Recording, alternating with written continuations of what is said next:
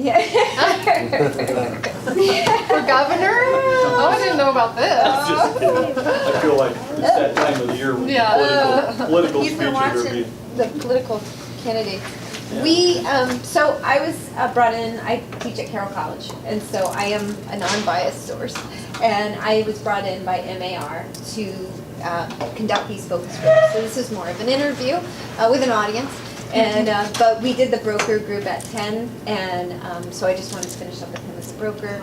And then we'll do agents now. And so it's just a matter of me finding out from you guys. I'm doing a recording, so I'll start another one so that I can go back and listen to it. And then I'm just gonna consolidate information and bring it back to the MAR with regard to what people want to see, ranging from pre-licensure to post-licensure, training, CE credits, mentorship, training for supervising brokers, all along the line. So I need to apologize in advance if this is a 2-hour thing. I thought it was a 1 hour. No, that should Okay. be fine. Okay. We should be done in like an hour and 10 Okay. minutes. So it shouldn't be too long. And if you have to leave, that's Yeah, fine. so I apologize because I do have a 1 o'clock.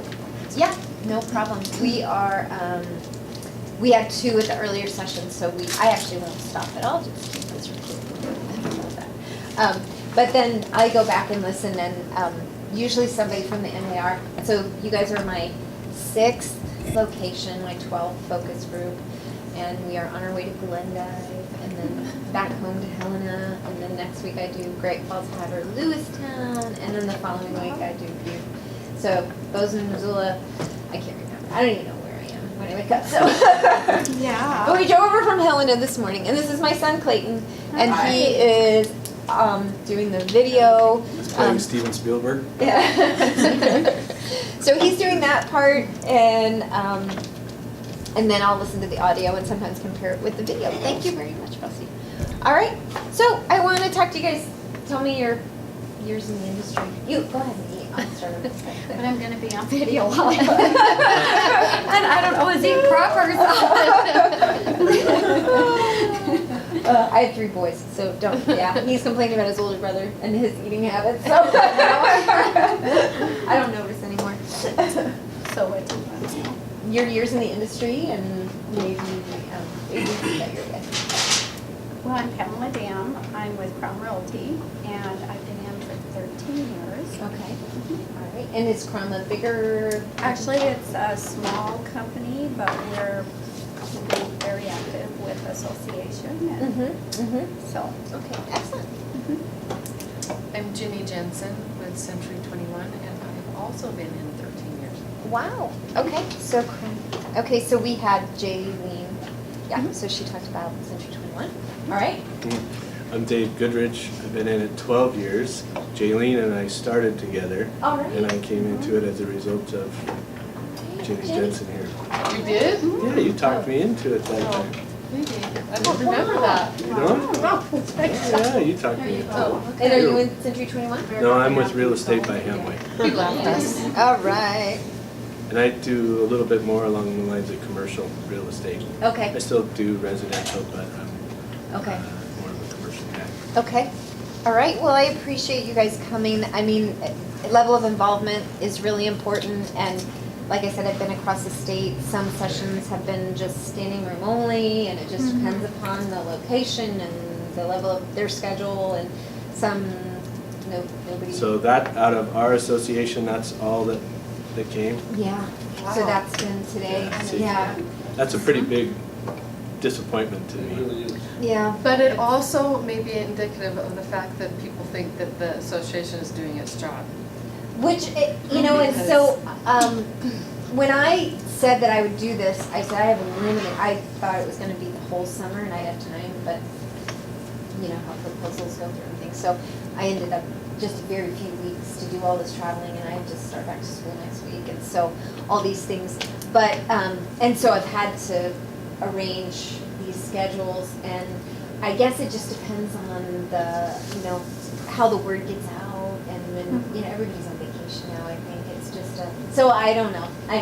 So I'm hopeful that when the groups have gotten together, whether it's been 2 or 5, or we had a group of 15 at one point, which is too many, and that I'll put it all together, we'll create a survey, which everybody hates surveys, but I'll create a survey that'll be more indicative of what I've heard. And then hopefully from that, we'll get really good feedback. So we did send out a really short survey maybe a month ago now, and we did get back over 300, which is still a really small percentage for the whole state, but it's something. So, yes. So, Dave? Yeah. Dave, okay. All right, just want to make sure. So Dave, Jenny, Pam, Pamela, Frosty. All right. Okay. Okay. So what I want to start with is to ask you guys, we can start at the beginning, pre-licensure training. We know that it's a course, 60-hour course. You could take it online. You could take it with Knoll Morton.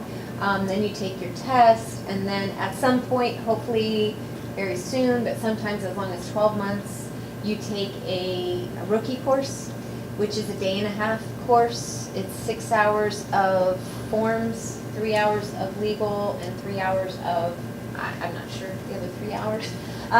But I know that that's at least 9 of the 12.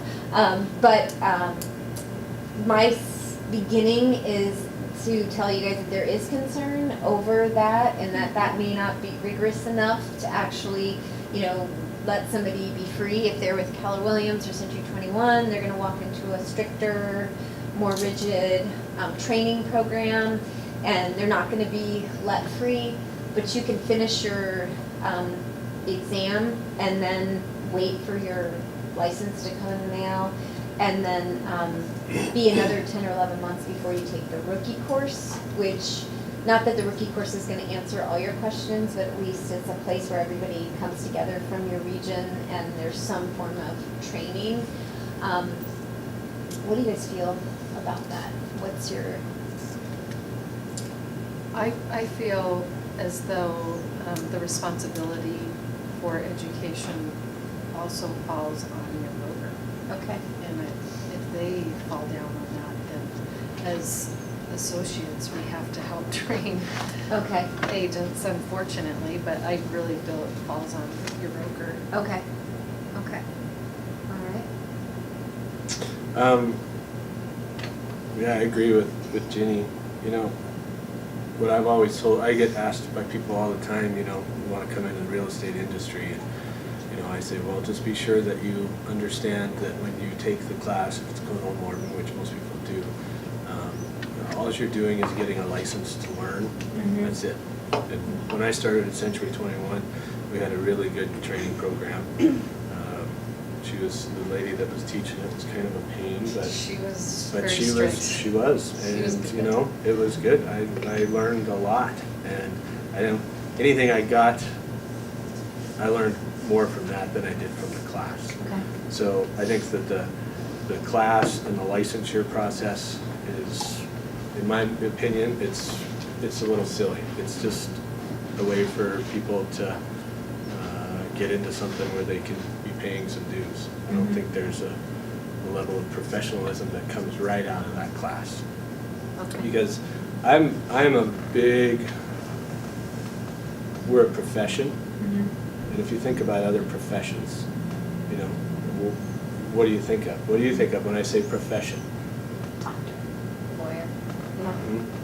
Well, we used to be considered along those same lines. Yeah. We're not there anymore, and Okay. so, I think it's hurt just by the nature of, a class like that.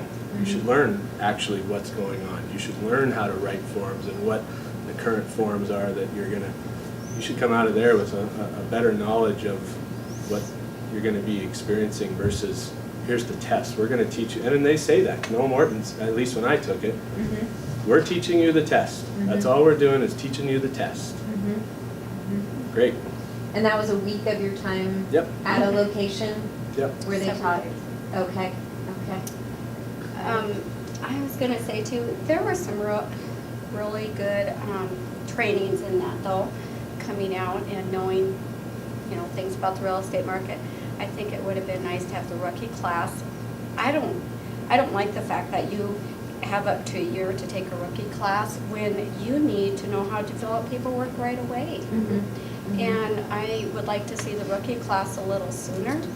I would like to see the education part a little, what word am I trying to find? I wish we had a little bit higher standards, because as it is right now, you only need a 10th grade education in the state of Montana. I think it should at least be a high school education, because if we want to put ourselves in the professional realm, professionals are usually considered the 4-degree college educated people a lot of times. So I think that would be kind of good. And then when you first start and you have your brokers, and it would be kind of nice maybe to have some kind of system set up, and maybe they do for the brokers, that they have to follow through that first year with each of the new people, so that it's not just a free ride when you get in. You know, it's like all these new people. I don't know, there was a time where I had people coming to me once a week for a while, and I just realized I could be a realtor, and you guys make so much money. I heard one of the realtors in Billings makes $36,000 a month. I said, really? Tell me who that is. I said, do you know that the average pay for a realtor is $36,000 a year? That's the average for the nation. At least that's what it was at one time.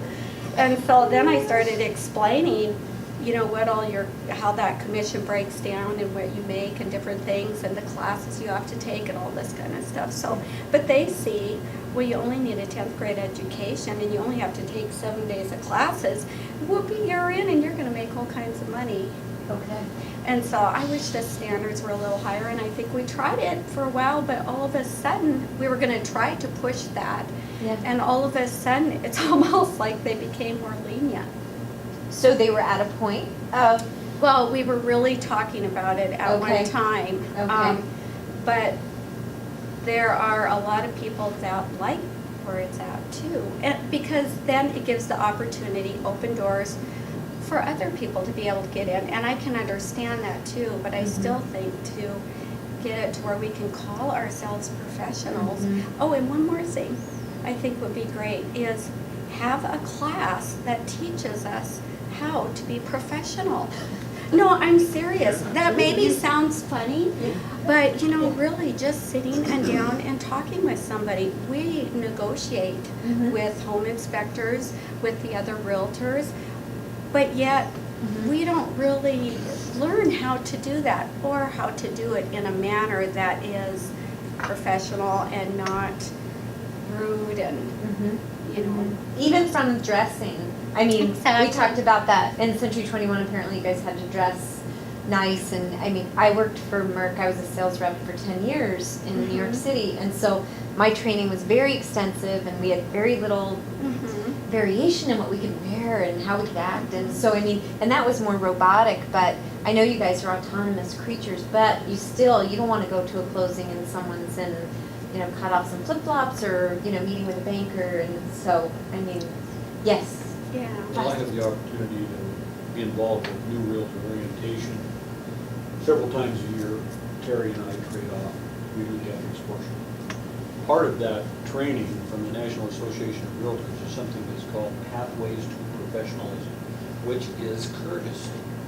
And you ought to see people's eyes glaze over when you start talking to them about, think about the effect you have on the people you associate with, to the degree of simple things like, I've made an appointment to see your house at 4:30 and I don't show up. And I don't call, I don't let you know. Or that realtor that calls you and said, I'd like some feedback on my showing so I can tell my client what you saw. People are just nuts about selling their house, and they want this feedback, this information. The condition of the house, lights on, lights off, doors locked, windows, it's stuff that people, they get such a hurry to show houses, they walk right out, and to some degree they don't take the time to make sure everything is taken care of. So what you're saying is very true. Again, how to deal with if you get a chance to talk with a realtor, which you don't that much anymore, be kind, be consider it, don't make an enemy out of it. Yeah, Same way with exactly. the home inspector. They're doing their job, they're nitpickers, we know they're gonna find stuff. We just have to be professional enough to be able to pass that information on to our client in such a way that we have good bedside manner and that we need to say, okay, what's most important, what's safety and health, what's just honey-do's, let's separate this out and see if we can get the most important things taken care of. Don't be a deal killer. You're right, and there are a lot of people that react negatively towards the stressful things that we have to deal with. Those of us that have been in it for a long time know we're going to have to deal with the things that come up. Okay, we made it through the home inspection, now we've got the appraisal, all of a sudden we've got requirements on things. Now we have to deal with that. Yep. Mm-hmm. What do we do when we have 4.1 rate? Things of that nature. Yeah. So, Open a window. do you guys feel, just totally off, because I need to hear the rest of you, but, so we talked about the turnover rate. Do you feel that going through an extensive program like Century 21 or Keller Williams or more of a, it seems like a more regimented training program, do you think that leads you to be more successful? Yes. Absolutely. Okay. Yes. I could never have done what I did without that. I mean, I would have felt like a fish out of water, and it wasn't, you know, something that I was familiar with, and I had to do all the training, but. When I first got out, got my license, I hung my license at a brokerage, and he just had his brokerage to kind of Help participate family or in something. deals or Yeah. something like that, you know, if deals came along. And I did that for a year. I didn't learn anything. Okay. I was a fish out of water. Okay. I went over to Century 21, Yeah. and that's when I took off. Okay. I started to get it. I understood what was going on, how to play the game and get going. Yeah. So. But it was a big- full-time commitment from what Absolutely. Jimmy said. You couldn't be doing it part-time. You had to Yep. be there with the 8 to 5 training session. Well, he didn't require that you were there, Well, but except for you Tuesday. No, but he required that you were there for the whole training, Oh, because yeah. there was scheduled Yep. training Okay. Yeah, for, that's right. I mean, I don't remember for how long, like a It was like month 3/4 or- of, well, it was a month, yeah. Yeah, I mean, Okay. every day, 8 to 5. Can you I were required just to. jump in though? I'm not with the big company, Okay. so there's bonuses to both sides too. I think the important part is getting involved in your association because we don't have the opportunities that the bigger companies do have, which those are great. But because we don't, then we get more involved in the association and they're like this. Right. And so that's how you keep up. I think it's really, really important to learn those basics, learn the professional side, and also you have to stay in tune with what's going on in your community because if we are a realtor and we do not know what's going on in our own city, you know, it doesn't look like we really understand our business very well. Sure. So, I don't know that it's just with the larger companies, but that's how we, so that's how an we, alternative. yeah, Absolutely. take care of that part, I guess. Jenny, absolutely. Mhm. So the main categories that we had for training, which are probably gonna be similar to what you guys have at Keller Williams, was working with buyers, working with sellers, marketing, presentations, showings. Negotiations. The one thing that I always felt that was missing from our training, and maybe you guys have it at yours, but is something that I feel the association should offer, is that understanding that we're opening a business as realtors. And I think that that would help with the turnover numbers by, I always felt like our broker should have required a business plan Yeah. of, you know, where's your money gonna come from? How are you gonna market? What do you know, what are you Wow. bringing for capital? What kind of tools do you need? I mean, I feel, and I tried to talk to him about that, but I feel like that is critical because if any other business is opening their doors, they're required to have a business plan. Yeah. That's what we are. We are Yeah. a business. So. That is so right on because we go to so many classes with these wonderful instructors that come from all over the country and they go, do you have a business plan? And many of us are sitting there and going, I don't even know how to get one started. How do Yeah. you know, but we're all too embarrassed to even, say no. Or you've been doing business successfully for a Yeah. number of years and you're like, I've just been kind of winging it. Right. But to a pathway to success Right. is What a an plan. excellent, I mean, that, Mhm. I heard brokers